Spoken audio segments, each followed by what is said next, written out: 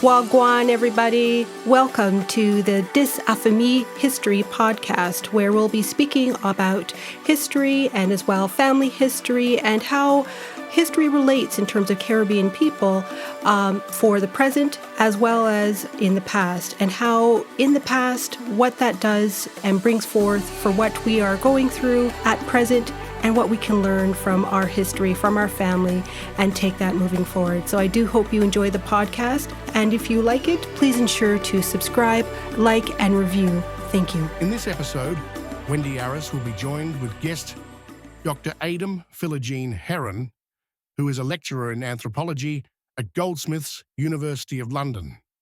Centering his work in the Caribbean, he focuses on fatherhood and family, the social life of storms, Afro-diasporic ecologies and cosmologies.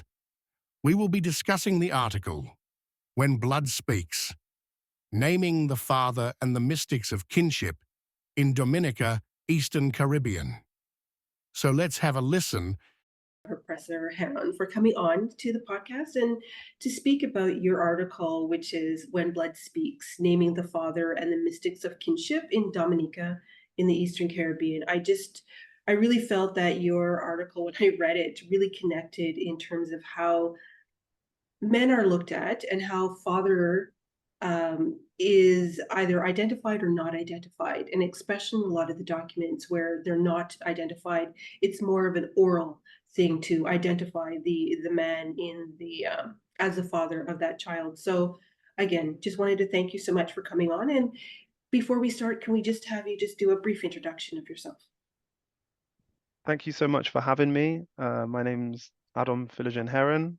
I'm a lecturer in anthropology at the University of Bristol. I'm a grandchild of Dominica in the Eastern Caribbean, and I'm trained in anthropology, social anthropology, so the study of human worlds, human ways of life, ways of making kinship, ways of understanding one's cosmos and their place in the world. Perfect. Thank you so much. And I just wanted to ask you, what was your why as to why you wanted to explore and delve into this topic? Okay, fatherhood in the Caribbean and within the diaspora as well has a fraught and in some sense painful history. It's a kind of a vexed subject in some sense. Vexed in terms of multiple different moods, multiple different emotions that the idea of the father kind of throws up within a Caribbean imagination, but also vexed in the Caribbean sense of being vexed, as in there's sometimes a lot of pain and kind of anger that's associated with fatherhood. I guess there were two main reasons as to why I wanted to do this bit of work. This grows from my PhD research. And shortly before I started my PhD, I became a godfather to my cousin's son. My cousin, like me, has Dominican roots, but also has Jamaican roots. And as a black man in the United Kingdom, he became a father. He had a child with a white woman, and there were certain stereotypes before he even worked out what kind of a father he was going to become, what fatherhood even meant to him. There were certain kind of ideas which were beginning to circulate and certain ways in which he was kind of being caricatured within the kind of fraught relationship between him and the would-be mother of his child.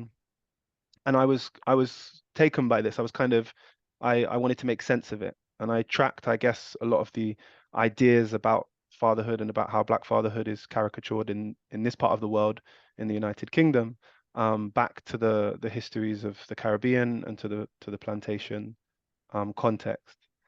And at that point, I just finished my undergraduate studies, also in the UK. And I knew I wanted to continue studying. I knew I wanted to continue studying anthropology. So to use this methodology of ethnography, which involves living and spending long amounts of time with people to understand how they make sense of the world, how they experience the world. And it seemed apt that I'd follow this issue, which was close to me, close to my own family network. Now, our grandfather, both mine and my cousin's grandfather, had retired back to Dominica before I was born, before my cousin was born. And I only met him once when I was a small infant, as we say in Dominica, in a time before I know myself. So before I came into a sense of consciousness. And my plan was to follow his return migration path, because in many ways, he fitted some of the kind of kind of ideas around kind of absent fatherhood, around kind of paternal indifference, within my mother's narratives of her dad.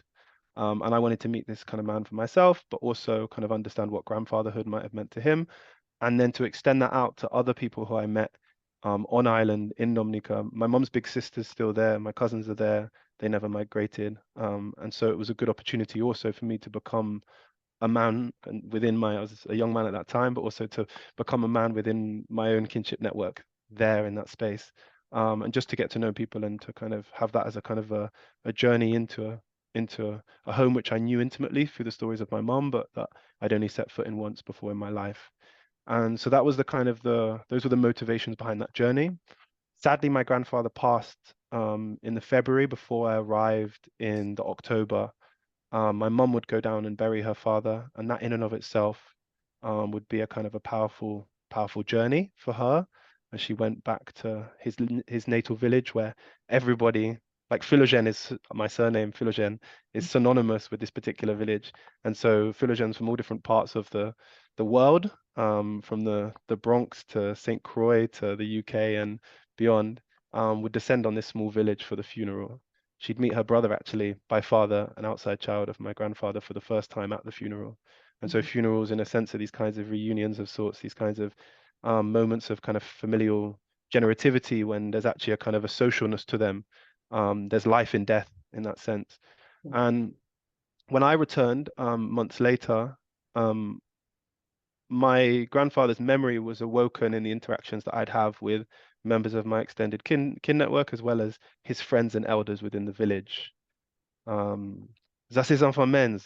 That's the child of Menz. That was my grandfather's name. When people would see me in the street, and it would bring back memories of this recently departed ancestor. And in a sense, what was really remarkable to me, and it's almost retrospectively I realized the bigger why of the project, was that I came to know this man through the stories of his friends and family members in ways that perhaps I never could have known him in life. And maybe I even got to know him better than some of the living fathers. I've got a friend from Dominica who recently, in a social media post, after losing one of his uncles, said, our people only die when we forget them. There's a sense of aliveness that continues into the afterlife through our memory of these people. And I could really tell that that was kind of true for those elders who were sharing details and narratives of my granddad's life when I would return to Dominica. So there's this bigger question as to fatherhood and the significance of it and what it kind of represents and how it kind of moves people emotionally in all these different ways in a Caribbean context, whether in the story of my mom, whether in the story of my cousin a generation later growing up in the diaspora. But then there was also a personal journey, this smaller story that I was following and that I was tracking as I journeyed back to Dominica, and then got to know many other grandfathers, children, and so on along the course of that research thereafter. No, I mean, I can definitely relate in terms with the fact of when you're doing your genealogy, you do have to speak, and I definitely would say that in terms of, reliving people or making them alive is definitely true, because then you're giving them a picture, you're giving them as to what their whole lives were like. So, you know, I know you said a lot of things, and I know that we're going to touch upon a lot of those themes that you just mentioned. And I just wanted to get back to, I guess, the title of your article mentions "When Blood Speaks." Could you just elaborate on the significance on this phrase and how it relates to the themes discussed in your research?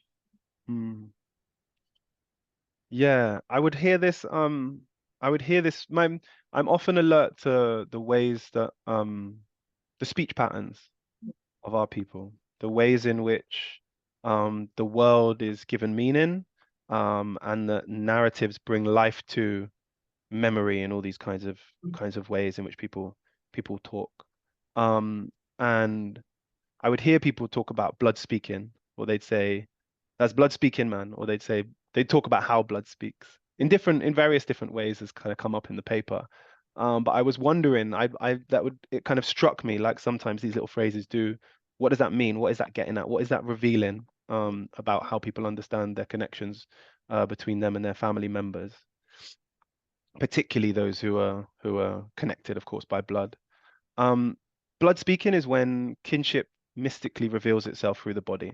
So if you and me were brother and sister, but we didn't realize that we might get some bodily cues which reveal to us that relationship, and that almost demand some further questioning to make sense of why it is that one of us or both of us might be experiencing something. If it's okay, I'll offer an example from the Yeah. paper because I think hopefully that will kind of bring what Yes. I'm trying to say to life. Um, so it's about an elder man, a daughter, and his son. The daughter and son, it turns out, of course, are brother and sister. Mhm. So during a reasoning with some elders in the northwestern fishing village of Collyho, so that's my grandfather's village, that's the community that he grew up in that I mentioned before, a Kalinago man, so Dominica has a large population or several thousand indigenous Kalinago people, but most of the population have some Kalinago, or a large amount of the population have some Kalinago descent, our family included. So during this reasoning, a Kalinago man was passing and he joined the conversation. We were debating whether or not dissymptom, as people refer to this experience of men feeling pregnancy in their bodies, which I'm going to get into a bit more, Yeah. whether it was real or whether, as one of the people we were in discussion with said, it was just mind over matter. In other words, it was a kind of a thing that people convinced themselves was happening, but wasn't physiologically happening within their body. The Kalinago man entered that he does not need the symptom to sense whether a woman is pregnant for him. So in other words, people would often take these cues, so they'd feel certain things in their body and they'd say, okay, somebody's pregnant for me. I had an interaction or I had a sexual liaison with someone, so this must be a cue that this woman is pregnant with a child that's mine. But the Kalinago man said, when, quote, I let go my water, I can tell. So in other words, when he ejaculates, he says he can tell that a child is coming. He cited an extramarital affair and he spoke of a sense of conception during intercourse. He Mhm. instructed the woman to count down 10 lunar cycles, 280 days, upon which, quote, you must bear that child. And according to him, she indeed gave birth to a boy. But despite him claiming the child, and to quote him, he say, that's mine, she nonetheless gave the child to another person for a host of different reasons, maybe perhaps because, of course, he was a married man. However, years later, when he returned to the woman's village with his daughter by marriage, he tells us that they had an uncanny encounter, and I'll quote from him. While we were waiting for a transport, and that's like a small local bus, a young man came up the road. We greet them as normal people would greet anybody. Then they walked away. My daughter looked at me and she said, Daddy, who is that young man? The stouter one that passed there. I say, what happened? You have an eye for him now? In other words, you're attracted to him? She said, no, not that, but Daddy, I see the young man, and as I saw him, my blood shivered inside of me. He Mm. encouraged her to interpret this visceral response, citing the interaction verbatim, and I'll quote from them. What do you read in that? Said the father. I don't know why it happened to me, said the daughter. Did you feel passionate towards him? Said the father. No. The father, haven't I told you about a son I'm supposed to have? That is he. He have the same genes with you. He have the same DNA with you. That is why you feel that with him, because the blood is corresponding. And then the father, as he's relaying this, he tells us that the young man had a similar feeling. And quoting from him again, he said, the young man asked his brother, who are these people? Because every time my eye fall on these young ladies' eyes and the big gentleman, so referring to the Kalinago man, my blood shiver right inside of me. The brother just look at him and say, your mother that didn't give you to your father, the gentleman is your father, and the girl is your sister. And the brother tell me later, the young man tell him, that is the time he feel comfortable and nice. He just feel comfortable and quiet. Everything that was inside of him was, activated. It just quietened down and he was good. Mhm. And so to interpret that, blood speaks in these encounters at a certain point. This is kind of later down in life. There's other moments when blood speaks that we can get into later, but that they reveal paternity, in this case, in this Kalinago man story, um, through the body. Yeah. Paternity is revealed through the body. And of course, I also learned of these other moments when blood would speak. But this is the kind of thing that people were getting at with blood speaking. Yes. And it's almost like the way I understood what was being described to me was almost like a physiological arousal. Heart rate gets going, your blood is activating, it's coursing through your veins. And that's why there was a distinction when the father was saying, do you feel passionate towards this man? And she says, no, daddy, it's not a romantic, it's not a Yeah. sexual, it's not that kind of thing. My blood's being activated in a different way. And it was fascinating just the way that it was described to me. And so that demanded the curiosity that's in me. It demanded kind of further questions and for me to track that further. And Yeah. one thing that's really fascinating about this kind of research is that you find that the more you're exploring it, the more you begin to see the connections which people perhaps from other islands are making with these kinds of stories. Um, and from other contexts or the ways in which they might be telling you blood is speaking in different ways. And it's reassuring as well because it makes you think that the kinds of connections that you're making in your mind aren't just you being kind of deluded, but that have real meaning in the world in the kind of ways that was being described by the Kalinago man there. So rather than me just being alone in my research, it's social research, it's about society. And I try and open these important conversations out into the world because oftentimes they're going on anyway. And so us connecting the dots can be part of our kind of our role as researchers within community, you know? Definitely. It's just another example of us connecting on a different level. Like we have different frequencies, right? And people pick up on that. So it's just that type of example is fantastic, in fact, kind of and very fascinating as well. So, and I guess further to go on that, in terms of, illustrating the problem of paternity, you defined that there is three key elements that are referenced in the article. Could you just speak to those three key elements? Yeah, so we've got I try to draw on the phrases that people use to make sense of these things. So rather than giving them my own kind of naming or my own definition, I was more drawing on how people describe them themselves. It doesn't mean that there's only one way that people talk about these particular ways in which paternity is revealing itself, or people know that a child is connected by blood to a particular father. But these were just some of the ways that people spoke about them. So the first one happens during pregnancy Mhm. and is referred to as the symptom. In other words, it is what's referred to within the scientific literature as male sympathetic pregnancy. Yeah. So in other words, the sympathy is a kind of a kind of embodied connection between people within an older strand of anthropology. There's an idea of sympathetic magic, which is the idea that I could take a piece of somebody's hair or a fingernail, and we even hear about these kinds of things within the folklore of the Caribbean, and I can use that to do a work on them Mhm. if I had the right skills and I was an Obeah man or whatever it might be. Um, and the idea is that there's a sympathy, there's a connection between the bodily matter of the person, which is almost inalienable. So even when the hair is taken away somewhere else and it's taken away from the body, it still has a connection to the original person that grew it and to the bearer of it. Similarly, in this sense, the idea is that there's a sympathetic relationship between the forming and gestating fetus child, and the man who imparted some bodily matter, i.e. semen, to help fertilize the egg and to set that be part of setting that process in motion. So you have the symptom, which is otherwise a kind of a scientifically defined as sympathetic pregnancy. And that's the kind of the first one that happens during pregnancy and birth. One ways in which, and we can get into the details of that, in which men say that they can draw on these cues, these bodily cues, these symptoms, which can tell them that somebody is pregnant with their child. The next one, I heard a magistrate, and I did quite a bit of research in the magistrate's court. There was a very kind magistrate who's a friend of mine in Dominica who allowed me, or became a friend Mhm. and colleague, who allowed me to sit in on the child maintenance cases, Okay. not to document any of the details of the individual cases, because of course that's sensitive, but more to get a sense of how relationships were being understood in those contexts. And what was really significant in many of the cases was that when somebody was bringing a father, when a mother was bringing a father to court for child maintenance, as in he wasn't paying to maintain the child and he'd been named as the father, then the the magistrate would have to go through a process in which they would ascertain putative paternity, as in they'd have to tell the story of conception and how the child came to be. And then if that was a plausible story on kind of both accounts, then the magistrate would say, yes, this father should be paying maintenance for this child, right?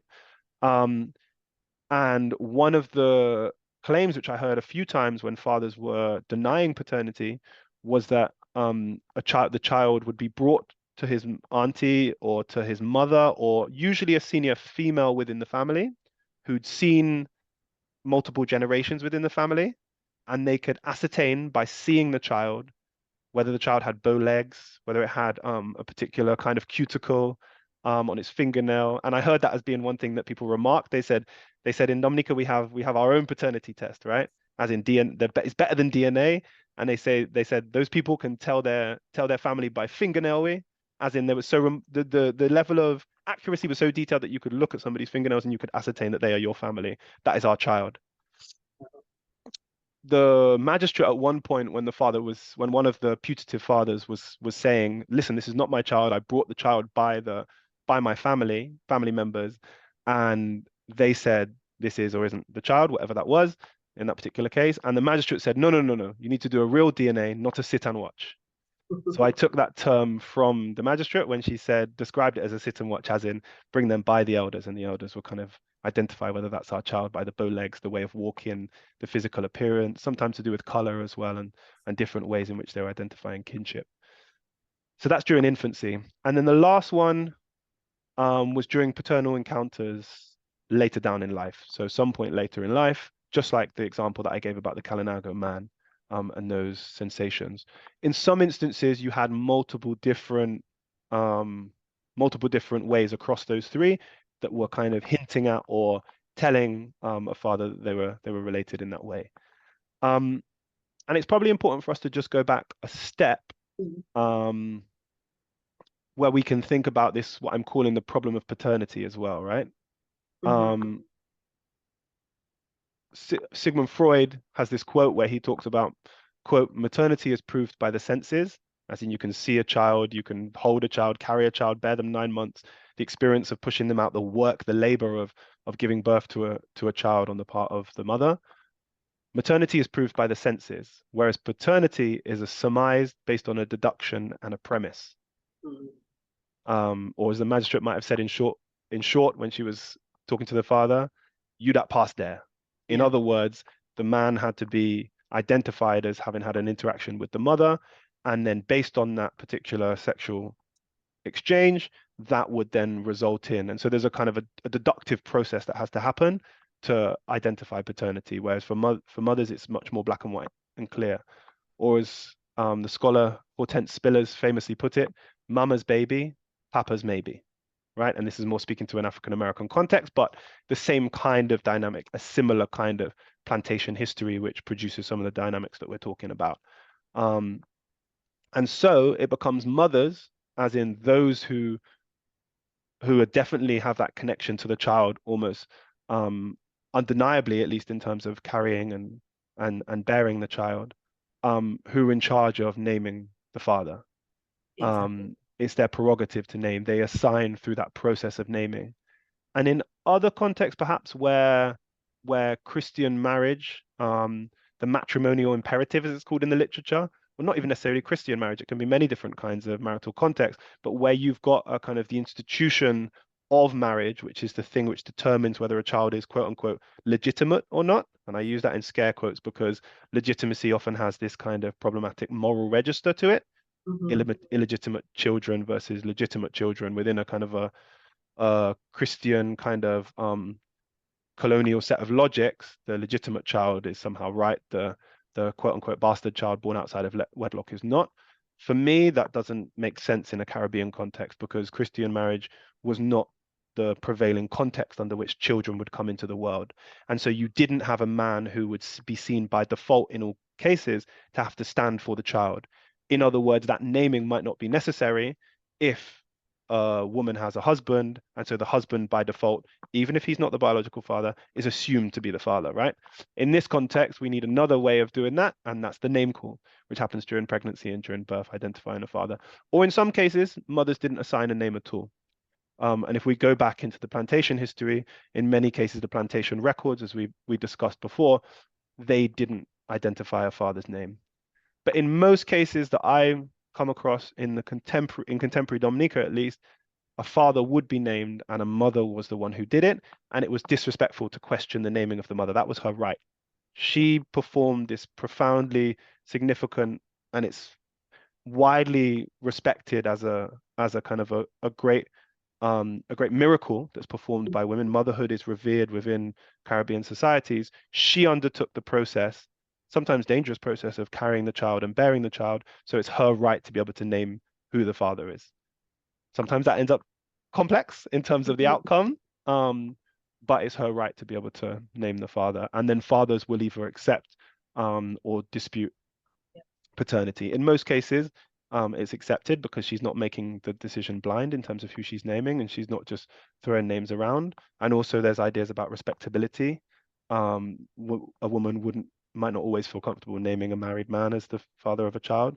So there's lots of different factors that come in, whether the man is responsible, reliable, whether he'd be able to support the child, along with kind of but if you've only had sex with one man, Mhm. then that's who the daddy is and that's who will be named, you know? Unless he's not a nice person, then the mother might choose not to. Many factors that come in, but generally speaking, that's the pattern. Mother's name, fathers claim children or deny them. Yeah. And in most cases they're claimed, and it's a relatively straightforward process. But in those cases where it's not, this is one of the blood speaking is one of the things that the community and that people will turn to help to give them hints and clues as they're engaging in that deduction as to who a father of a child is. And I wanted to pay attention to that because these are well spoken about kind of themes, and they also reveal kind of a profound kind of folk knowledge about how people are related to one another. And Mhm. this can become the foundation upon which fatherhood grows from the physiological, and then relationships begin to develop with children in many cases. No, definitely. You mentioned a lot of layers here, and I think we'll delve into the next one, which is pretty much, when people are, researching their family line, and they come across these birth records, and sometimes the father is not listed, and Mm, um, and again, it goes back to this whole colonial past. And can you discuss in terms of that paternity unassigned? mm. I began to kind of hint at it, but I can go into a bit more detail. So there are rarer cases, they're on the rarer side, where a mother wouldn't be able to confirm exactly who, um, or maybe even in some cases don't even know where a father is. Perhaps it was just a brief liaison, maybe somebody is from or migrated to a neighboring island or elsewhere within the diaspora. Um, or in other cases, the mother might have a particularly negative relationship um, with the biological father. Her family perhaps doesn't approve of him. Perhaps he's already married, as I mentioned before. A mother will have her reasons for keeping the identity of a father to herself. And in many cases, we see that. And I'm talking about the contemporary Caribbean really now. Yeah. Um, in the When we go into the historical record, we realize that in the context of enslavement, where a father might be on a separate plantation to a mother, Yeah. where family members can be bought and sold at different moments, and families can be torn apart, where the dangers of life for enslaved people are such that people can die from all manner of diseases and overwork and so on. Um, the ability to kind of clearly ascertain who a father is in these contexts are often outside of the decision-making process of the mother themselves. And there's a whole heap of more complex kind of, or not more complex, but complex dynamics in their own way, which might undermine the kind of process of assignment. But generally, the mother might not know who the father is. There might have been contexts of migration or brief liaison, as I mentioned, might be active dislike and fraught relationships between male and female, and so somebody chooses not to name. Um, and in some instances, a father may simply have not been named as in declared to the state when registering the child. So in other words, whether on the birth paper or the baptismal records, then a father might not have been identified. Um, Yet the identity of the father becomes almost like a public secret, as I refer to it. So it's something implicitly known. In other words, folks in the community will actively say, that man is your father. Hmm. But because they've observed resemblances, just like the sit and watch, or because they knew about kind of a romantic interaction between them. Um, and yet, despite that kind of public knowledge within the community, or at least those murmurs, the original name or the lack of naming on the birth paper will remain, right? Yes. Um, so there might be a kind of a discrepancy between the written and between the oral, which we often see within the histories of the region, right? Where where so much of the kind of the truth is spoken, sometimes in hushed tones, Yes. or sometimes it sits in the gaps, but it may not appear on the written record. Mhm. And so I can think of a Dominican friend of mine called Scratchy, who features in the paper. Um, and he developed a really close relationship with his dad later on in life. His dad sadly passed quite recently, but for the most part of his childhood and during his adulthood, this man was unnamed to him, despite growing up in the same neighborhood, um, even on the same road as one of his daughters, and neighbors repeatedly telling him of his physical likeness to this daughter. They even used to refer to each other as brother and sister, almost in a playful kind of joking way because they looked alike. Similar kind of gait, like way of walking, Mhm. similar complexion and kind of body shape and so on. And also people would comment on the man's, as he grew older, of his relationship to the man who would later be revealed as his father.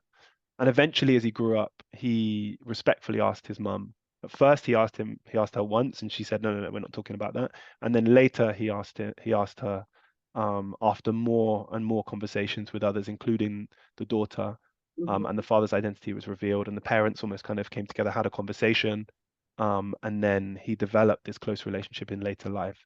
They came to live on the same street, and he was even best man at his dad's wedding. So they kind of developed this later life relationship, but there's a sense that kind of blood had been speaking all along, but fatherhood had been unassigned, right? Yes. Because of a migration, because of a separation, and so on. So we get these cases of paternity being unassigned for a variety of different reasons, and sometimes it's a public secret, sometimes it's never known at all. I've got extended family members in the UK here who wanted to engage in a kind of a family history, some family history research because they have no idea who their father is. Yeah. An elder member of the family who's now got dementia. Not that you'd ask because you wouldn't want to ask your mother, but um, because it's a sensitive thing, and the place of children versus the place of adults, it could be disrespectful, and yet there's no way of ever knowing anyway, even to ask. So um, we see these cases of unassigned paternity quite commonly across the diaspora, and also within Dominica itself. But yeah, it's fascinating. There's so much more nuance and complexity that I can go into, but that's all I can say for now. No, no, no, that's great because I mean, you're right. It just there's and as well, there's probably an undercurrent of some sort of hurt, right? There's some sort of pain. Mm, People don't want to speak to things, is what I've kind of uncovered in terms of just mm, researching my family tree, in terms of what people are comfortable in talking about and what they're not comfortable in talking about. So it's, as you said, it's very complex, with very many layers associated to why this kind of thing happens and why people want to keep things undercover type of thing. mm, Right. mm, So, and then of course, in your article, many times as society, we do not make the connection with fatherhood as being a spiritual connection. And you mentioned this in your article. And why is it that this is really important? And why did you want to really bring it forth? mm, mm. Yeah, I mean, for me, I was just struck by the detailed ways in which people would talk about these powerful spiritual connections between themselves and their children, and not in an abstract way in terms of like the child carries the spirit of the parent, which in Yeah. some ways people would talk about kind of similar kinds of spirits, um, a child being named for an ancestor, these kinds of things. But this had another layer for me because it was like spirituality, but it was embodied, right? We're talking about bodies being connected, um, in kind of quite material ways, and people were going into real detail about the material ways that their bodies are connected to their children. And I'm saying to myself, okay, if we've got all of these kinds of prevailing narratives around the Caribbean as a fatherless place, or at least as a place of kind of apparently a place of widespread paternal indifference, which is Mhm. in some cases the case. But if we've got these kind of prevailing stereotypes or ideas about the region, why am I hearing so many men talk in really detailed ways about their physical, intimate connections to a child that's still growing and hasn't yet appeared in the world? It seemed to me like something was being set up, right? Like the foundations were being laid or the ground was being prepared for relationships to grow. Um, whether or not those relationships would grow because of the complexities of fraught relations, perhaps between parents, or because of economic circumstances of men who can't provide and or who feel they can't, or have got competing all kinds of competing priorities and so on. And I'm not excusing anyone for anything, but even if we get that complexity later, at this stage when the child is forming, men were talking about this profound connection that they had to children in such detailed, meticulous ways. It was almost impossible to ignore it. And also they were talking about it in ways that mixed and interwove the kind of scientific or the kind of ethnobiological. So in other words, ways of interpreting what eggs are doing, what sperm are doing, and so on through their own worldview, through their own vision of the world. They were bringing that together with the mystical. Yeah. And it wasn't like these were separate bounded domains. They were interwoven with one another. Spirit and body were part of the same conversation, and it's only kind of modern Western ideas and science and so on that were trying to disentangle these things, when in the conversations they were part and parcel. The idea that bodies correspond with one another and that this forms the ground on which relationships can be nurtured, for me, was kind of really quite special. And in the context of fatherhood, it's especially important because being related through the body can signal the beginning of other commitments that will grow, of support, of care for, of providing for, of guiding and protecting children, the kinds of roles that fathers, I observed, would later assume within their lives, or within the lives of children. So in the Yeah. Caribbean, and sorry, yeah. No, go ahead, go ahead. No, I was going to say, so in the Caribbean and diaspora, fatherhood, like I said, is often imagined then in these shades of absence, men as being kind of marginal to mother-centered households and families. And for me, this image was being kind of challenged at the very kind of beginning from conception. I expected that to be challenged later when you saw kind of men, I don't know, taking children to school or bathing them or engaging in everyday interactions with their children. But I was struck by the fact that it was being spiritually embodied through men's own voices before I thought fatherhood had even begun, but for them it had already begun, right? Yeah. Which for me was really fascinating. What does fatherhood feel like before a child is in the world? That was amazing. No, definitely, because I definitely have, had conversations with individuals who just say that they just felt a connection already being formed, and when the child did come to life, they were even more bonded to that child, right? So it was just something beyond them, and they didn't think that they would ever experience that type of feeling. So listen, these are just very, fascinating and very, multi-layered type of things, but I guess just knowing that fatherhood is very important, and they do have a connection, they do have a sense and a play in everything. So just as much as a mother. So but again, going on to my next question in regards to carrying the last name from the father to the child is very important. And you detailed this in your paper, especially you reference it from the point of slavery and the church. And I know that comes with a lot of different connotations, but can you kind of just speak to that a little bit? Yeah, I wanted to take a moment to just show some appreciation and gratitude for your close reading of the paper, and particularly opening out this discussion into this forum. I should have said that at the beginning, but it's nice to pause and say it now, because often this research is hidden behind paywalls and is enclosed in kind of academic language and discourse, and so to be able to have it as a kind of an open conversation in these ways, I hope it can be part of a bigger kind of public conversation. In terms of the father's name, last names, so surnames, and the hint is in the way that we say it, surname, Mhm. is they can connote many things. But in small islands, I think quite significantly, they can position you socially. And particularly if we think about the class and color hierarchies of the islands, the ways in which, as a result of the colonial experience, we have heavily stratified societies, which previously would have had a kind of a plantocracy at the apex, and who would have had laborers at the lower rung, be they black or later Indo, or Chinese and so on. Now we have these complex class color hierarchies. And so within that context, the father's name helps to index your social position within this complex hierarchical ordering of human beings, right?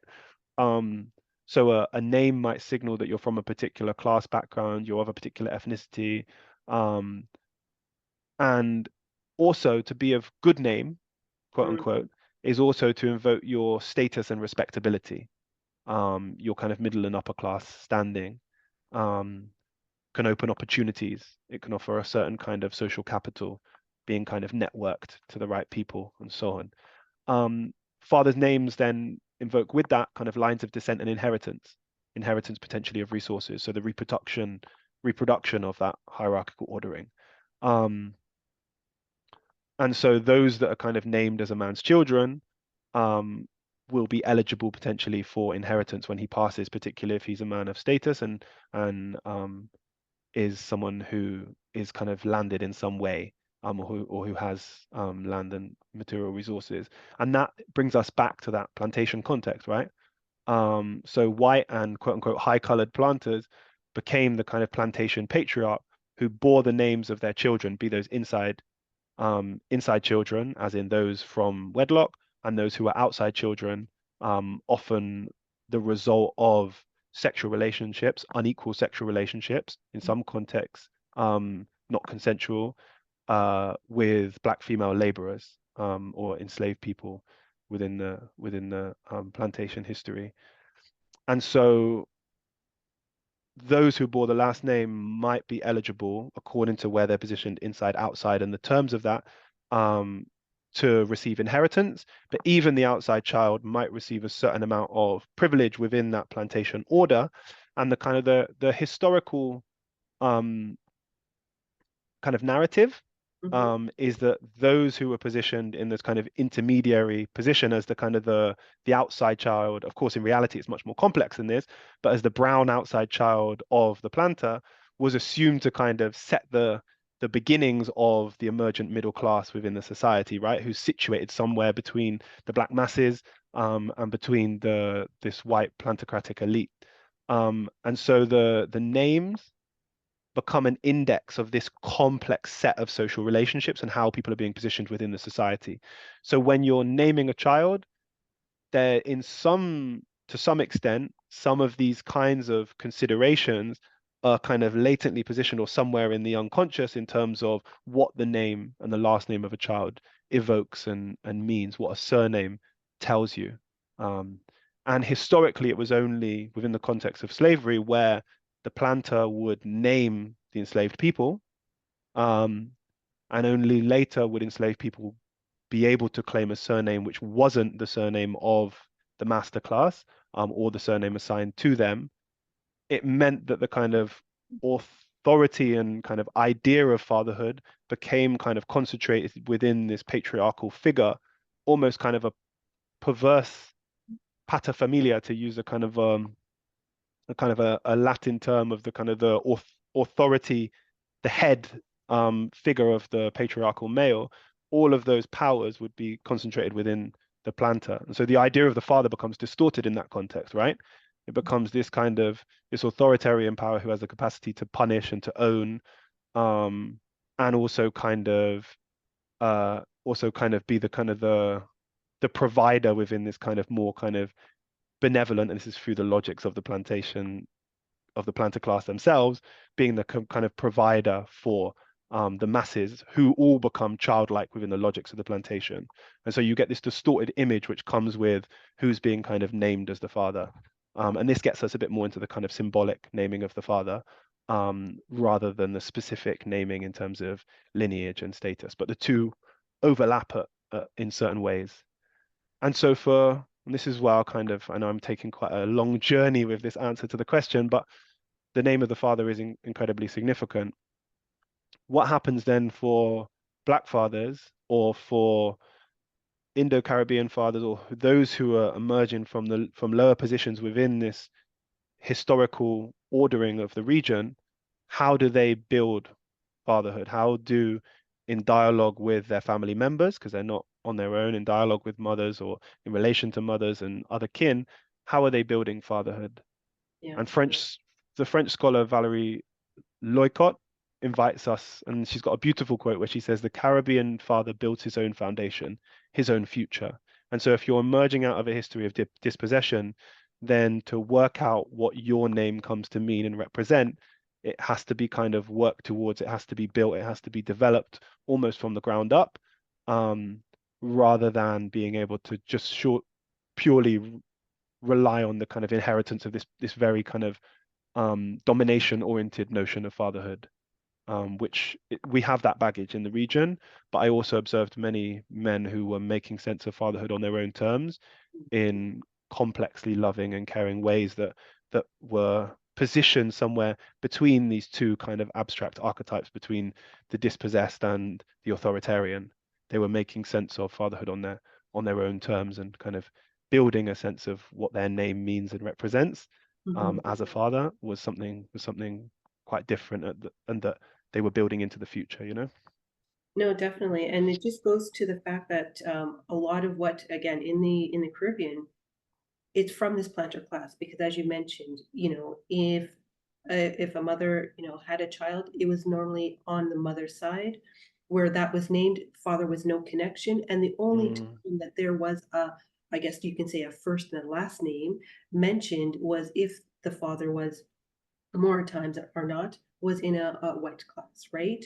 And mm, you were mentioned and recognized, and they were denoted on the slave register as being either, quadroon or mulatto or that type of mm, class, right? mm, They always had that color connection mm, to them. So, a lot of what we're doing now, kind of stems from that. And just, I just like the way that you put that in the article, to kind of really reference and connect those two, because that does come up. And that's, once you start looking at things 100 times, you start to see a pattern type of thing come forth, and you're just like, oh, okay, this is the connection type of thing. So it's just one of those things, but it is very important. And you're right, mm, that social connection of somebody's name carries significantly in the Caribbean, mm, mm. right? Like if And you're, this being able to discern that was really, and I even felt that in my own life, right? Like people will place you. So they're trying to work out, particularly if you're not a familiar face on island or within a particular community, they're trying to position you. And one yes, of the questions I would get when they heard my surname was Philogene, they'd say, "Who that is your father?" And so in that way, there's a kind of a, and I noticed that there's always a kind of a, when people are mapping kinship to try and work out who a person is, to kind of fathom who their persona is, and they'll do it through references to kin, and they'll do it through, interestingly for me, kind of dyadic relations, as in between one and another. Whose father are you? Who's your mother, rather than like between a whole kind of family name. It's a direct kind of mapping between people, that those two people are two sisters' children. So they've mapped the two sisters, and then they know that they have a special relationship because two sisters' children would be close cousins, these kinds of mappings. And so there was but for me, what was interesting was that because I'm mixed, as in my father's white, he's not from the Caribbean, and my mum's side are from the Caribbean, people would identify me with an elite class of very fair-skinned people. mm, But then they'd hear my surname and they'd be like, okay, that's peculiar. We're the family is relatively light-skinned, but we also have a complex kind of Kalinago ancestry, and we're rural people rather than a kind of a bourgeoisie from town. And so people were really confused. They couldn't quite place me based on the surname because I kind of dislodged some of the familiar logics about the names that I would be expected to carry. There were certain bourgeoisie names which would be identified with my kind of phenotype, or how I appear. So it's interesting the way that people map according to the surname, but the surname is always in relation to other cues yeah, about comportment, about how you talk, about your kind of how you're being situated in class terms, and all of these other things, and so many of them, like all things in the Caribbean must be related to history in some way. They're not determined by history, but they're related and connected to. exactly. And I think it's just fascinating that you just mentioned in terms of how to place you, whether it's from the father's name, and then of course by the appearance of how you look, and especially of how you talk. I've never, when I go back to Jamaica and people just say, yeah, you sound like so and so and such and such. And from that time, I'm like, well, okay, never met these people, but that's nice to know information. But it's just, I guess they need to have that validation. And for whatever they see, as you mentioned, the cues that they see, that's what they're using to try to validate and place somebody when they don't seem like they're here, they're from here, but they're not here, right? Type of things, Mm, right? It's just one of those mm. things. And I guess this leads us to, I guess, the misconceptions or myths about the naming practices and the kinship in Dominica that your research, aims to dispel. Yeah, I guess it comes back to what I was beginning to try and sketch out with this story of the plantation history and the story of these two archetypes, the kind of the authoritarian white master versus the dispossessed black father. And the myths which I was dispelling is less about naming practices and more about fatherhood and what it represents generally within the region. So this idea of the Caribbean as this kind of fatherless place, or a place where fathers are understood to be absent in various ways. And for me, what I discovered was it was rare that somebody does not know who their dad is at all. It does happen in some cases, but that's very rare. So the idea of complete absence, um, it's not a kind of a common enough trend for that to be associated with the region. And yet because of the history, there's ways in which the kind of the what I'm calling the myth of the dead father. So the idea that the plantation killed the possibility of black fatherhood other than on the kind of authoritarian terms that I was kind of laying out in the image of the planter. Um, my work aims to kind of wrestle with that myth, right? Wrestle with that using the plantation to explain away the present, Mm-hmm. because in many cases there's a sense that there's a kind of there's a moral disapproval, I Mm-hmm. think, particularly with kind of through relatively conservative Christian logics.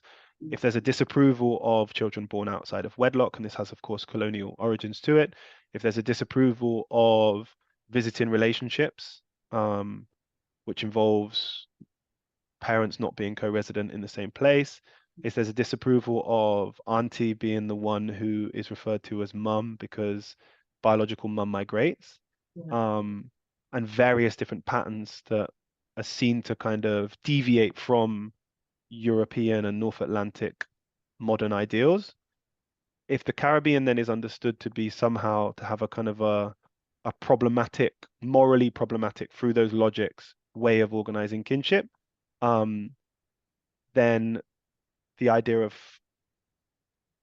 the myth of the dead father, or this wider set of kind of ways of explaining away the present, explaining this present that is seen to be kind of distasteful according to these moralities, um, then it's almost like you need to explain away the present, because otherwise you can't just accept the terms on which you meet people as they are, you know? And what my work was attempting to do was to say, okay, well, there is complexity here. There are predicaments that people are facing as they move through the life course. There are frictions, but there's also intimacies and joys and challenges within that, right? As we move from that early experience of feeling parenthood in your own bodies, and the complexities of naming and sometimes the frictions that come with that. Then when we move into these experiences of beginning to provide for children or not provide for them, but what does that mean? Complex ways in which people are even talking about, there's a poetry to it. People talk about hands. They talk about extending a hand, which is the kind of providing hand. They say one hand can't clap. This is when parents' hands work together. Do you know what I mean? This is in the context of parenthood, at least. It's in terms of materially providing together. And fascinatingly, in this context, Dominica had a long history that only ended in the kind of 80s into the 90s, of bananas being the kind of main export crop of the island, but also in the green form, they became a household staple. If you had no food in the house, you'd rely on bananas. So in other words, and they're referred to as ground provisions, right? You provide through this subsistence, but also this cash crop. What do they call a bunch of bananas, or a stem banana? A hand of bananas, right? So in all these ways, poetics kind of come through about providing. So as we move through these different steps in the life course in relation to the kind of complexity of kinship, start to think about the everyday care that's not being spoken about, but that people are engaged in, ways in which men are carrying children, looking after them, bathing them in many instances, undoing hair. These are all things that men learning to plait and so on. Their hard-working hands, which are used to doing kind of manual work, are learning to plait and so on in the course of it. The kind of everyday intimacies that men maybe don't have a kind of a register for speaking about, but that will actively be engaged in and do, sometimes almost invisibly. And by that I mean that there's not a kind of a social place within masculinity for making sense of what they're doing, you know? These are the complexities which, if we just accept the myth of the dead father, and if we just say that this is a place where men aren't involved with children, you miss all of this. Yes. You know, you miss all of this. And before we even get into talking about grandfathers and how men begin to soften and become more playful figures, less kind of an authority, or freed up from the stresses maybe of that provider role, and become more kind of, yeah, become figures of fun in grandfatherhood and so on as well. So as we move through these complex life courses, we can dispel this myth of the dead father by entering the kind of the complexity of everyday life, from becoming fathers through to aging and death. So Yeah. these are the main kind of myths that the work was attempting to dispel. Nice, nice. And I hope that this conversation can further expand on that for people to be able to know that. And I know that your article discussed the importance of course naming the father, of course, in Dominican society, but what cultural or societal factors contribute to the significance of paternity acknowledgement? I know we touched upon it, but is there anything else that can be mentioned? Um, yeah, there's a couple of things. So one of them relates to the economic context, and I guess the other relates to the development trajectory of Dominican society, but maybe could be said of other kind of smaller islands of the Eastern Caribbean and elsewhere in the region. Um, so in terms of the economic context, um, the kind of the backdrop of acknowledging paternity often relates to the agrarian realities of the society. So it's a kind of for a long time at least, tourism and so on has kind of picked up more within the last kind of 20, 30 years. Mhm. But for large parts of Dominican history, it was mainly an agrarian society. At first, a kind of plantation agriculture, or of course, before that, you would have had indigenous peoples, and it was almost a maroon society as well, because before it was a plantation society, people would flee other islands that were being colonized, and Dominica was almost kind of left to the maroons and to the indigenous peoples. And so at that stage, it has a kind of an agricultural base that then moves into, or small farming base that then moves into a plantation system. But post emancipation, people reclaim close connections to the land, and it's got a high kind of distribution of lands in quite equitable ways. You never had the huge plantations. More people have access to farming on this very verdant island. But as a result of that, where there's a lot of imported goods and cost of living is high, cash incomes are quite scarce. And so the society is often referred to by working class people as a hand-to-mouth economy. Yeah. Um, and in that context, where fathering is often predicated on the imperative to provide, then that provision becomes a challenge. And so those men who are named as fathers, and even in the naming of fathers, then there's an assessment of the man's capacity to provide. Young men there were men of my age who, upon returning to Dominica, having become a dad myself, with my daughter at first and then with my little boy, there were men who were my peers who I'd known from my 20s, and they'd say, yeah, I haven't made my, one of the first things they'd say when they see me with my kids is, oh, I haven't made mine yet. But they'll come. Things just a little hard in the country, you know? And so there was a kind of an active awareness of, whereas earlier generations, maybe within a farming setting, um, without so many consumer goods being imported, or the expectation that people should have access to them, and particular standards of living shifting and so on, people might have had children that would be engaged in kind of farming work with them and so on. But now most of my friends, at least, who hadn't had children yet and who were moving into their 30s, were aware of children representing a kind of a sense of your legacy and you living on in the world, which is important to men, but that they were still being careful not yet to have children because of the economic conditions. So within that kind of naming of fathers, the economic context was incredibly, or is incredibly important to people, to be able to hold your end. And these are men who would be committed to fatherhood in that way, you know. Then on the other side, in terms of blood speaking, there's something to do with the kind of cultural history of the island and its development trajectory, where it's not highly built up. It's very rural in terms of small villages. The population is just 70,000 people. It's the most mountainous island in the region, lush vegetation, lots of rainforest coverage, as you can see from the heights of Dominica behind me here, for those who are viewing. And those mountains, those rainforests would shelter Maroons who'd escaped neighboring islands, also sheltered the indigenous people, for whom for a large part of the 17th century, 16th into the 17th century, when the other islands of the region were being colonized, Dominica was left by the English and the French, other than a few kind of French smallholders and some woodcutters and so on, to the indigenous people and to the Kalinagos. And so it became this kind of motley society long before it's been referred to as a Maroon society, long before it became a plantation society. It had over 100 years to kind of develop into that kind of society, a little bit longer. And so this is a place where Creole spiritualities weren't crushed by plantation life in quite the same ways as places where the presence of the plantation covered the entire landmass of the island. In other words, people could always potentially, there was always the potential to flee to the mountains when the conditions of plantation slavery became particularly brutal, or in the case of the indigenous people, when more and more tracts of land were being seized and taken by planters. And so as a result of that, there were spaces and pockets that enabled some of the kind of spirituality to continue, and where you don't have such an urban kind of built up, quote unquote, modern society in the same ways as you might have in the more urbanized parts of the region. Those Creole spiritualities could emerge where the kind of the oral traditions of blood speaking, or of people speaking about blood speaking, the different kinds of beliefs in the kinds of complex ways that we've spoken about, those could be inherited and passed down. And so so elders could pass on ways of reading and understanding the body that open people to these subtle cues. And I'll just offer a very brief example from, if it's okay, from a friend called Joel. So Joel was a handyman and father of one, who did odd jobs at one of the houses that I was staying in. So I stayed in an apartment of a retired Dominican couple that had been in England, and they had a little room downstairs that they rented out. And so I stayed in that room for a little while.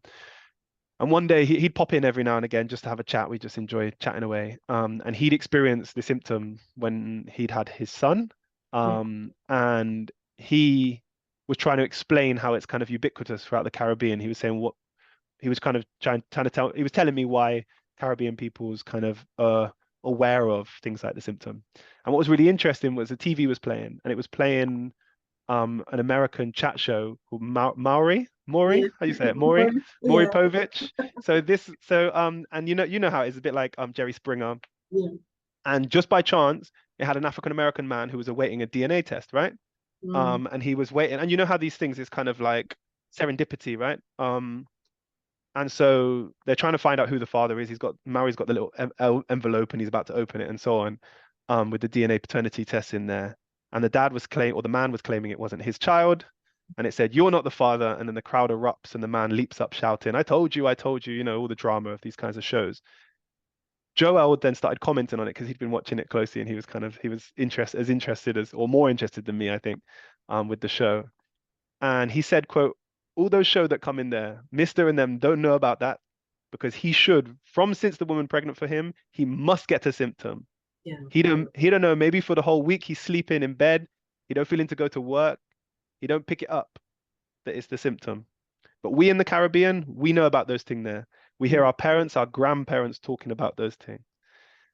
So I quote Joel to say that there's a kind of a passing down, which maybe because of the more rural setting of the society, because of the ways in which the spiritual beliefs were kind of incubated for a certain period, we're able to there was a creolization that was happening that was in the shadow of the plantation rather than in the context of the plantation itself before it became a plantation society. I wonder whether in those contexts, and we have indigenous examples of the Yes. of the sympathetic pregnancy that are much more institutional. Like in other words, they have like a ritual, they have a kind of a ritual set of rituals that go with it, Mm. rather than it kind of being handed down in pieces, in fragments of stories that we get in the kind of more Creole context. I wonder whether there's that early intermingling, and that can continue in a context where, I mean, there were parts of the island that only got electricity within kind of the latter 3 decades of the 20th century, right? Um, the first road across the entire island only came in the mid 20th century. There were large periods when it was easier to travel between these enclaves, between these different kind of, there were high mountains and steep ridges, right? So villages would exist in enclaves where you'd have mountain passes to walk over, whether by foot or by donkey, or even, and again, we're talking back in the 1970s, it would be easier to get between certain developments by, or certain hamlets and villages by boat round the island rather than to travel over the land, right? And so if we've got those kinds of enclaves separated from these kinds of powerful outside influences, even the kind of media influences that would come later, then how are those stories able to persist within that time?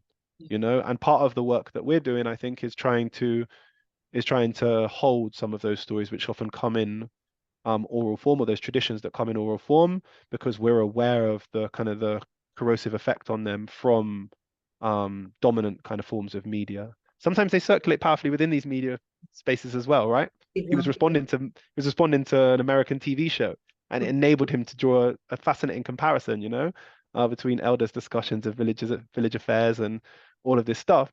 But I think there's something special about the specific development of that island and some other islands which have enabled those spiritual beliefs to persist.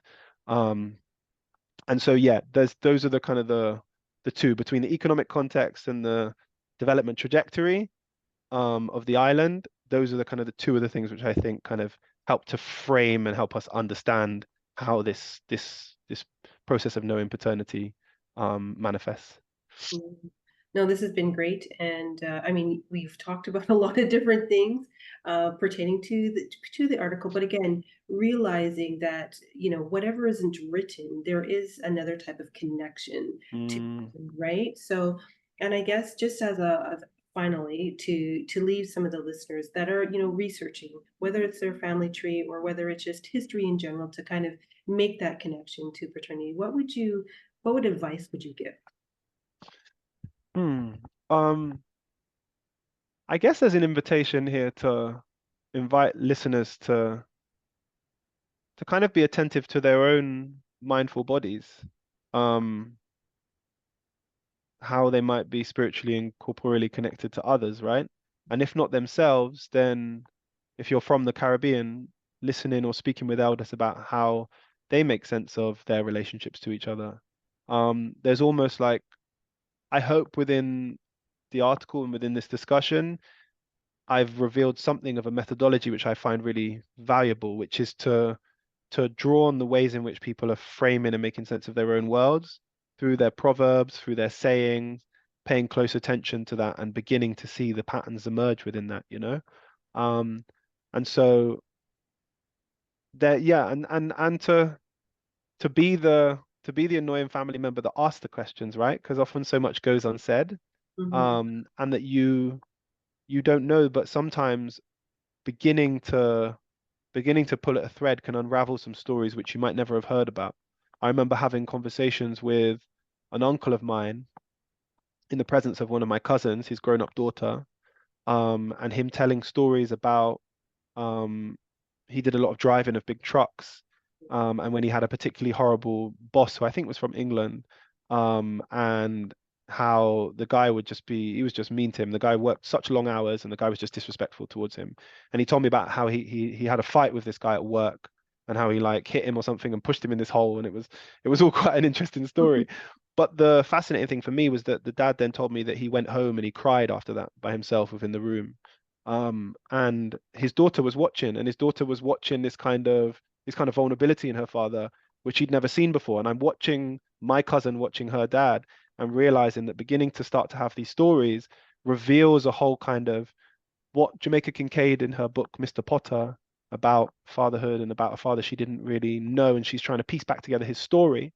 almost in a hypnotic kind of way, because she has to enter this dream world to work out who this man was, because there was so much that was kind of hidden from her. There's an interior landscape, I think, that is often hidden behind silences, or behind a kind of a stoic kind of exterior, or behind a joking kind of figure of fun kind of exterior for the fathers who are out liming and doing all these other things, that beginning to ask questions maybe can get beneath, particularly as people begin to age, So I would encourage people to be the annoying member of the family that asks the questions, because every family needs its chronicler, its scribe, the one who holds the history.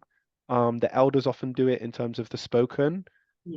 but particularly for those of us in the diaspora who don't have I've not grown up with the linguistic capacity to be able to tell and evoke stories and to kind of root them within the kind of all of the spiritual beliefs and traditions of the region. If you've got other skills and other ways, digitally maybe, of recording those stories, then be that annoying one. Be that annoying one, because you'd be amazed at how quickly memories can fade, particularly if elders pass on. So yeah, that would be my invitation to others, is to kind of be the family member that asks the questions and that gathers and holds the stories, and use those research skills that you've been developing to kind of be in service of your family members. And finally, I guess I just close by once again bigging up the work that you're doing in gathering all of this research and work together, Wendy, because you're pulling academic work from its various hiding places and bringing it out into the Caribbean and diasporic worlds that we inhabit. So yeah, it's blessed and valuable work. So I know myself, I'm grateful for it, and I'm sure the listeners are too. Perfect. Thank you so much. I definitely appreciate you, Professor Heron, for coming on and speaking to this. And it's been really great. It's been really, really great to have this. I think we could probably talk for a couple more hours, but trust me. But it definitely shows that we're definitely connected, and maybe not that it's written in a formalized way, but we are definitely connected in a spiritual way as well. So thank you. Thanks so much.